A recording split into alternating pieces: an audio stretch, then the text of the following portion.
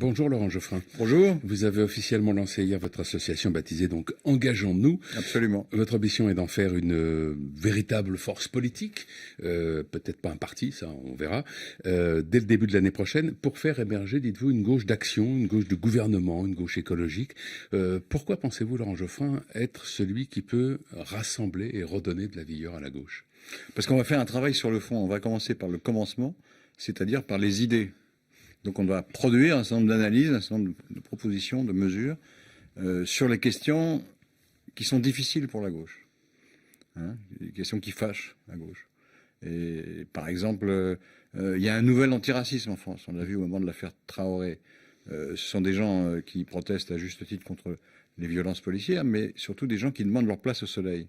Or, pour leur procurer ces droits-là, il faut réfléchir à des mécanismes volontaires. Si on laisse les choses aller, ça ne marchera pas. Et moi qui suis très républicain, très universaliste, je considère qu'il faut des mécanismes très particuliers pour faire en sorte que ces minorités soient promues. Et à gauche, on n'aime pas cette discussion, parce qu'on a peur des quotas ethniques. Moi, je ne veux pas de quotas ethniques ou de quotas raciaux, si vous voulez. Mais il faut trouver les bons mécanismes. Donc, on va s'attacher à cette question. Mais il y a beaucoup Il y a d'autres sujets sur lesquels la gauche n'est pas à l'aise depuis longtemps. La sécurité, par exemple. La sécurité, on voit aujourd'hui que dans le débat public, ça prend une place considérable. Oui. Les sondages disent que c'est une préoccupation qui devient majeure chez les Français. Ça, c'est une réalité que, dans votre mouvement, vous voulez regarder en face. Moi, je le vis comme commentateur ou comme invité des chaînes d'infos, par exemple. Quand j'ai en face de moi des gens de Valeurs Actuelles qui me cartonnent là-dessus, c'est vrai que la doctrine de la gauche est faible. Alors, on répond, vous savez, il y a les causes sociales, on va agir dessus pour éviter la délinquance, ou on répond, il faut absolument respecter les libertés publiques, on a raison de dire ça. Mais c'est un peu court. Donc il faut réfléchir à une politique de sécurité sérieuse, argumentée, et qui rassure au fond. Parce que une des faiblesses de la gauche, notamment de cette partie-là de la gauche, c'est que les classes populaires l'ont largement désertée. Donc il faut répondre. Beaucoup d'entre elles sont allées chez Marine Le Pen. Oui, alors ceux qui sont chez Marine Le Pen, c'est difficile de récupérer. Enfin, on ne sait jamais. Mais il y en a beaucoup dans l'abstention aussi. Ils ne savent pas très bien pour qui voter. Mais si la gauche ne répond pas à leurs préoccupations, et la sécurité en est une, parce que c'est dans les classes populaires qu'il y a le plus de victimes de l'insécurité. Donc il faut répondre à ça.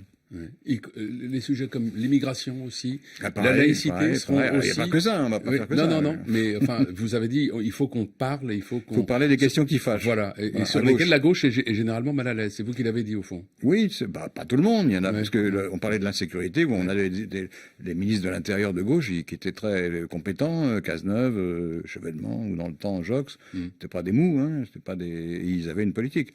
Il faut retrouver cet esprit-là, c'est-à-dire une politique de sécurité démocratique, évidemment républicaine, mais qui réponde aux inquiétudes populaires. Alors, vous voulez construire une gauche donc d'action, de gouvernement, une gauche écologique. Est-ce que ça n'est pas aussi ce que défendent le Parti socialiste et la France insoumise ? Alors, la France insoumise, je suis en désaccord. Elle se reconnaîtrait dans ces trois termes. Certes, mais elle se reconnaît aussi dans une certaine forme de populisme. Moi, je suis pas du tout populiste. Donc déjà, ça fait une différence. Ouais. Deuxièmement, elle est plutôt dégagiste, ce que je ne suis pas. Donc ce que nous ne sommes pas. Donc là, ça fait une différence. Quant au Parti socialiste, je sais qu'il a voté des motions pour se dépasser. Parce que le raisonnement est le suivant. Il y a une gauche radicale, il y a une gauche écologiste. Chacune a sa légitimité. On ne va pas polémiquer là-dessus. Mais la troisième gauche, celle dont je parle, c'est la gauche de l'action, celle qui accepte les contraintes du gouvernement, elle est trop faible. Donc il faut la renforcer et il faut enrichir son patrimoine intellectuel, idéologique. C'est ce qu'on veut faire d'ici Noël. On a 15 groupes de travail, on va travailler, on va produire des propositions. Et ensuite, on va appeler à ce que cette partie-là de l'échiquier politique, sans laquelle il n'y a aucune victoire possible. Ça ne s'est jamais produit que les écologistes tout seuls ou la gauche radicale gagnent toute seule. Il faut une coalition. Et cette coalition doit être équilibrée. C'est-à-dire que la gauche du gouvernement doit être plus forte qu'elle n'est aujourd'hui. Donc on veut la renforcer. Et donc il faut dépasser les partis existants, notamment le PS. Mais vous ne voulez pas pour l'instant faire émerger un candidat à la présidentielle. Ce n'est pas votre ambition. Avant l'heure, c'est pas l'heure. Vous-même, par exemple, vous n'avez pas d'ambition présidentielle. Non, vous inquiétez pas. Ouais, non, la question n'est pas de savoir si ça m'inquiète. Mais et votre ambition donc n'est pas celle-là de faire émerger de votre mouvement un candidat. Non, on appelle à ce que les organisations existantes, notamment le Parti socialiste, se refondent et se dépassent. Ouais. Il a voté des motions dans ce sens, dans ses congrès. Au fond, vous voulez proposer un programme présidentiel, voilà, auquel quelqu'un souscrira, quelqu'un ou quelqu'une. Oui, enfin quelqu'un de gauche. Oui, ça allait un peu sans dire. Compris. Ouais. Mais Olivier Faure, aujourd'hui, puisque vous dites que le Parti socialiste est un peu trop faible, c'est un leader qui n'est pas à la hauteur de la situation. Il a hérité d'une situation très difficile, il faut être honnête. Et en plus, c'est un homme tout à fait compétent et estimable. Simplement, j'ai le sentiment que son parti doit se transformer ou se rénover en tout cas. D'une part, et d'autre part, il faut rassembler bien au-delà. La gauche fait 25% aujourd'hui. Il faut se souvenir de ça. Donc il suffit qu'il y ait 2 candidats, c'est déjà râpé. Donc il faut élargir. Et donc il faut renouer avec les classes populaires d'abord. Et deuxièmement, il y a, si on parle politique pour le coup, il y a des écologistes, des socialistes, il faut les radicaux, il faut qu'il y ait les anciens macronistes. Tout ça doit converger.